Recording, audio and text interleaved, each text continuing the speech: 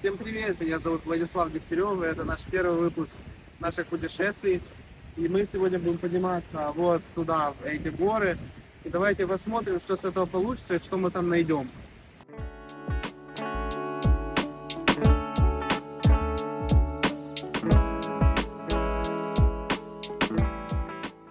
Горный хребет Квиди-Види состоит из базальта и песчаника. А мы пойдем дальше, увидим, что там будет дальше. Кстати, тут есть болото.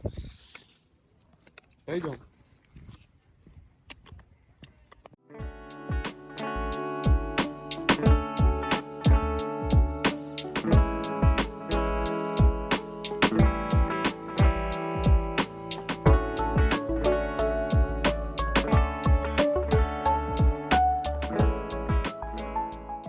Мы находимся в этом мысе. Тут нереально прекрасная энергетика.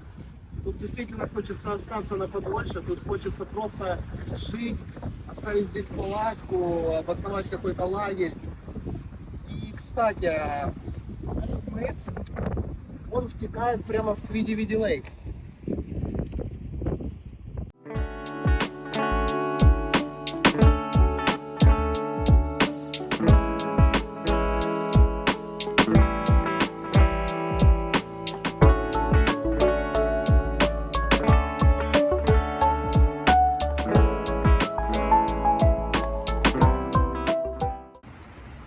На этих прекрасных горных хребтах в Ньюфаундленде находятся вот такие вот, растут маленькие ели или елочки, я даже не знаю, что это такое, но они очень пахучие и на них есть шишечки. Они такие маленькие, они тоже очень пахнут вкусно. Невероятная природа. Прогулка по этим горным хребтам, лесам — это настоящая ароматерапия. И как мы можем заметить, эти елки вырастают до колоссальных размеров в районе, я не знаю, 8 метров, 10, может даже и больше. Мы просто еще не нашли больше. Поэтому пойдем.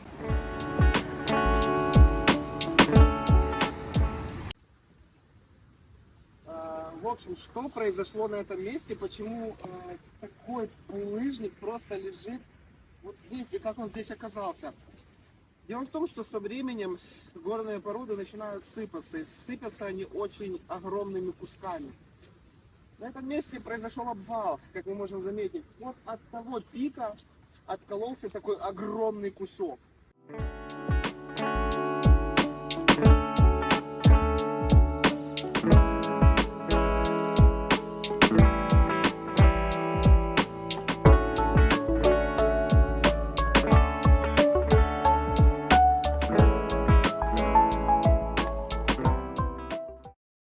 Мы заблудились, и я надеюсь, что мы найдем выход отсюда, но мы пришли в просто невероятное место, практически в такое же, где мы были буквально километром ранее, но здесь, мне кажется, еще красивее.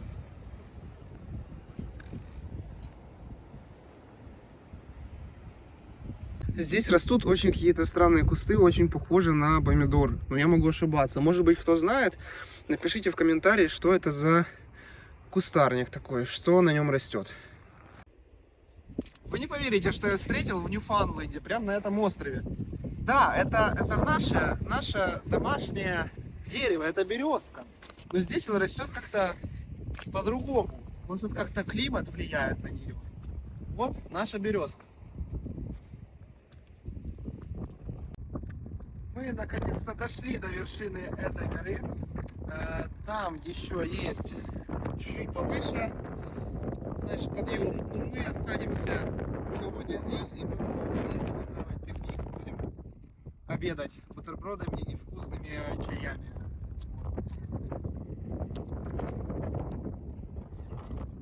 Сейчас я буду фотографировать все эти прекрасные виды.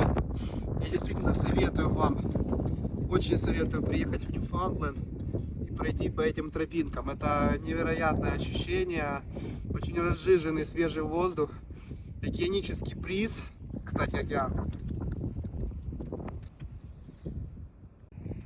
Ньюфаундленд, Лабрадор — это одна из самых молодых провинций Канады, которая вошла в состав Канады совершенно недавно.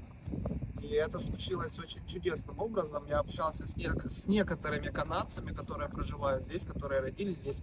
они рассказывали про то, что их родители, они очень хотели, чтобы Ньюфаундленд и Лабрадор, сам Ньюфаундленд, сам остров, вошел в состав Соединенных Штатов Америки. Но тогда им пришел выбор с Канады тоже. То есть они могли объединиться либо с Канадой, либо с США. Но выбрали они в итоге Канаду. Я спросил у одного из местных жителей, по какой причине, он мне не ответил. Ну, наверное, просто он не знает. Сам Ньюфаундленд расположен на северо-восточном побережье Северной Америки. Климат на самом острове субарктический, и часто здесь наблюдаются очень сильные ветра, штормы. Очень часто вообще сам остров называют туманным, самым туманным островом вообще на всей планете. В целом в провинции Ньюфаундленд и Лабрадор проживают около 500 тысяч человек. Сам Сент-Джонс является capital city, то есть здесь присутствует интернациональный аэропорт, но, к сожалению, самолеты из Европы вообще ниоткуда не летают напрямую в Сент-Джонс. Чтобы попасть в Сент-Джонс, вам нужно прилететь в Торонто, а из Торонто или, например, в Монреаль, в любой большой город Канады, и только из любого большого города вы можете попасть на остров. Так вот, в самом городе, в Сент-Джонсе, проживает около 100-120 тысяч человек. Остальные 340-350, грубо говоря, проживают на остатке всего острова, то есть в южной части, на северной части острова, то есть разбросаны. Также существуют и такие маленькие села, типа вот таких вот, и в них проживают около 5-4 тысяч человек. И таких сел достаточно много на всем острове. Поэтому, чтобы сказать, сколько здесь людей проживает, нужно достаточно много времени потратить на переучет населения. И поэтому люди уже просто перестали считать людей, которые тут проживают, и они уже приблизительно начинают отталкиваться от приблизительного количества народа, сколько там было лет 10 назад.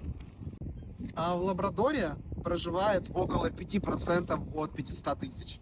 То есть, Лабрадор сам по себе фактически незаселенный такой участок земли. Почему? Потому что там намного холоднее, он уже арктический такой климат там. И, кстати, я не уверен, что наша камера сможет это запечатлеть. Очень далеко отсюда видно куски просто ледников, которые плавают. Можно попробовать снять.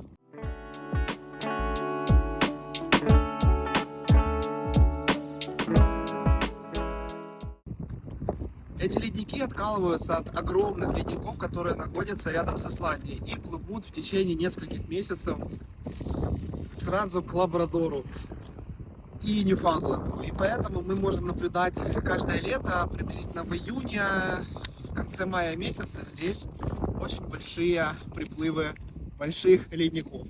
Их действительно много. Обычно эта территория может быть заполнена полностью огромными большими кусками льда.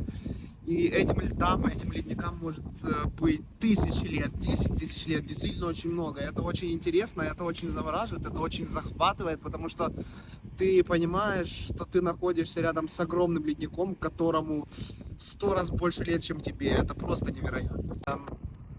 Ньюфаундленд очень интересная земля, и Лабрадор также, и вся эта провинция, потому что у этой провинции свой часовой пояс. Это очень интересно и очень странно, потому что вроде бы могли отнести часовой пояс к Галифаксу, но так как мы находимся помеж двух часовых поясов, и так уж вышло, что остров находится помеж этих двух часовых поясов, они просто разделили час пополам. То есть, соответственно, если у нас 12 часов дня, то, например, где-то в Лиссабоне это 15:30. Соответственно, у нас 3,5 часа разница с Португалией получается.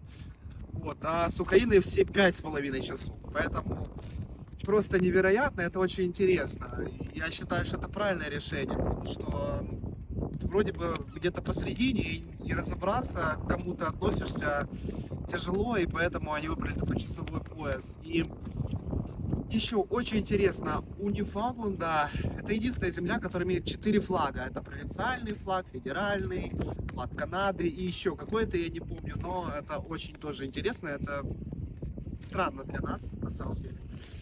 Вот. И герб, соответственно.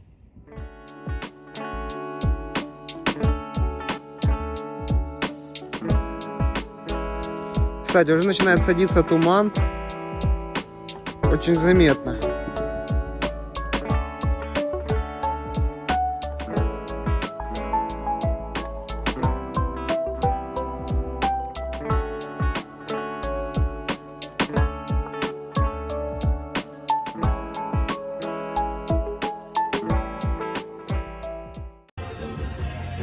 Мы пришли в какое-то прекрасное место. Это единственный открытый ресторан здесь.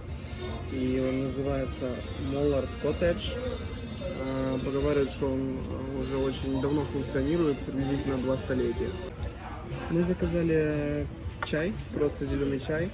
И нам принесли чашки, которые сделаны в Китае. Это китайский фарфор, это очень редко. И вот такие вот чугунные чайнички с чаем внутри.